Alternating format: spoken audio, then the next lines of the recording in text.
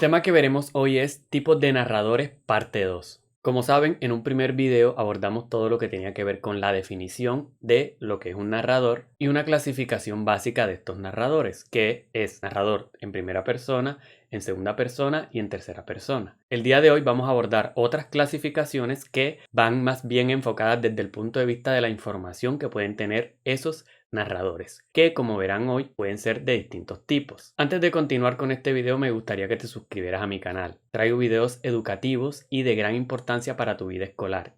La primera clasificación que veremos el día de hoy es el narrador omnisciente. Este narrador sabe todos los detalles de la historia y los despliega a medida que avanza el relato. Transmite no solo acciones sino también pensamientos y sentimientos de los personajes, incluso también sus recuerdos. Como se podrán dar cuenta, este tipo de narrador puede saber todos y cada uno de los detalles que suceden en la trama, que involucra a espacios o personajes. Cabe resaltar que este narrador no se encuentra dentro de la trama, sino que él está por fuera, pero es capaz de saber todo lo que acontece y todos los detalles que se pueden dar en el relato. Un ejemplo de esto sería: giró y comenzó a nadar hacia la playa, a chapotear más bien con desesperación, y de pronto rogaba a Dios que lo salvara.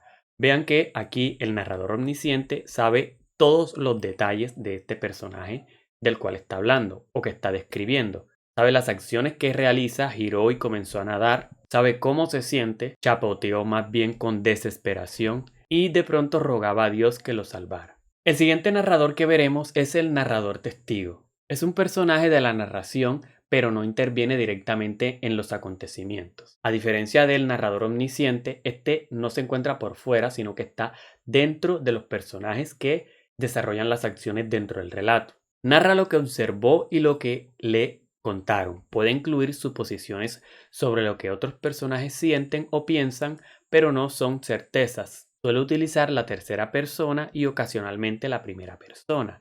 Vean que dependiendo de la información que tengan los narradores, estos pueden enunciarse en primera, en segunda o en tercera persona. Este narrador testigo es un personaje que no es un protagonista o no tiene una gran relevancia dentro del relato, pero él aporta lo que observa desde su punto de vista o también aporta lo que le contaron. No tiene una gran trascendencia, como se podrán dar cuenta, pero a través de sus suposiciones él puede dar cierta información contextual que sirve para darle cierto sustento a la trama principal, que obviamente estará siendo desarrollada por personajes con más trascendencia o personajes principales. Un ejemplo de narrador testigo sería el siguiente: lo vi desde que se zambulló en el río, apechugó el cuerpo y luego se dejó ir corriente abajo, sin manotear, como si caminara pisando en el fondo. Después rebalsó la orilla y puso sus trapos a secar. Vemos que este personaje tan solo está narrando cierto acontecimiento del cual él fue precisamente testigo. Pero eso no quiere decir que él haya tomado cierta acción con respecto a eso que estaba sucediendo. Vemos cómo aquí se construye un personaje tan solo para darle cierta coherencia al relato de forma general. El siguiente narrador es el narrador protagonista. Como ya sabrán, este narrador cuenta su propia historia. Relata los hechos desde su punto de vista, comparte sentimientos, pensamientos y recuerdos propios, pero no sabe lo que piensan otros personajes. Es decir, que su conocimiento es menor al del narrador omnisciente. Utiliza principalmente la primera persona, pero también la tercera persona. El narrador protagonista es, además de todo esto, quien realiza las acciones principales dentro de los hechos que se están narrando. No sabe lo que piensan otros personajes, pero la importancia de este narrador es que sin él no se desarrollarían las acciones fundamentales y no habría un inicio, nudo o desenlace. Un ejemplo de este tipo de narrador protagonista es: ya lleva 15 días Angélica sin venir. Es bien extraño, yo no tengo humor ni para mi diario. No duermo, ni estudio, ni puedo hacer nada en paz. Antes me desvelaba solamente cuando ella venía y me abrazaba o cuando tenía una mala noticia ella. Pero ahora es lo de todas las noches, lo de todas las noches de Dios. Ni siquiera puedo escribir, y es que, como no duermo, tengo la cabeza abombada y no se me ocurre sino estar triste. Y me duele el corazón.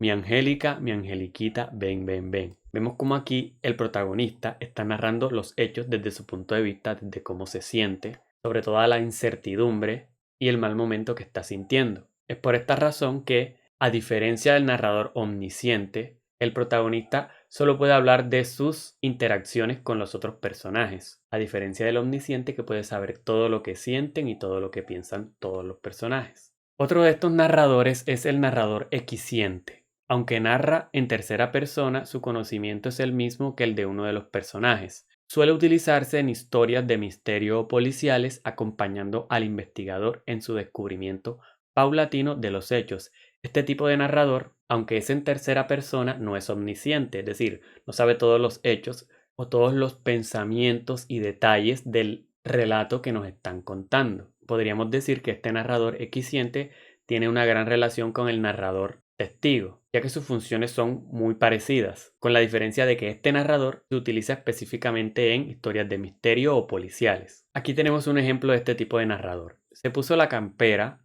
subió el cierre hasta el cuello, tomó las llaves y se fue dando un portazo. El mensaje que recibió fue corto pero contundente.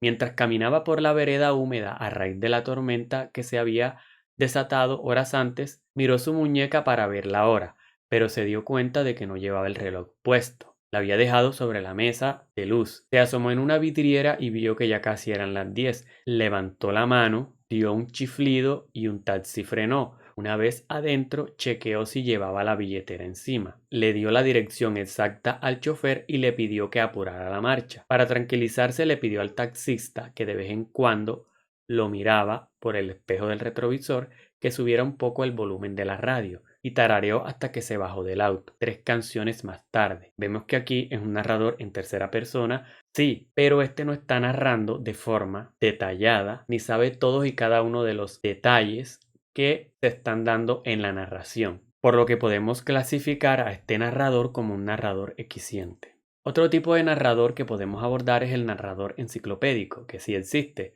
No suele encontrarse en las obras de ficción, pero sí en las históricas o sociológicas. Se narran hechos con la mayor imparcialidad posible y siempre se escribe en tercera persona. Un ejemplo de esto es, nacido en Salzburgo en el año 1756, Wolfgang Amadeus Mozart fue uno de los compositores y pianistas más influyentes de la historia. Fue considerado un niño prodigio por su dominio precoz del teclado y el violín. Con apenas 5 años, compuso sus primeras obras, motivo por el que la realeza y aristocracia europea comenzó a contratarlo para apreciar sus interpretaciones. Esto sería un narrador enciclopédico. El último narrador que podemos abordar es el narrador múltiple. Como se imaginarán, una misma historia puede ser narrada desde distintos puntos de vista. Esto puede presentarse, por ejemplo, dedicando un capítulo a cada narrador testigo, o con un narrador equisciente que relate los hechos en tercera persona, primero detallando la información que conoce uno de los personajes y luego detallando la que conoce otro de los personajes. Es decir, un narrador múltiple es cuando varios personajes desde su punto de vista se refieren a un mismo hecho, describen una situación o describen a cierto personaje. Un ejemplo de esto lo podemos ver aquí. Por primera vez he visto un cadáver. Ahí se está enunciando un personaje. Es miércoles, pero siento como si fuera domingo porque no he ido a la escuela y me han puesto este vestido de pana verde que me aprieta en alguna parte. Aquí se está enunciando, al parecer, una niña. No he debido traer al niño. Aquí inmediatamente se cambia de personaje, ¿cierto? Y es otro el que se está enunciando.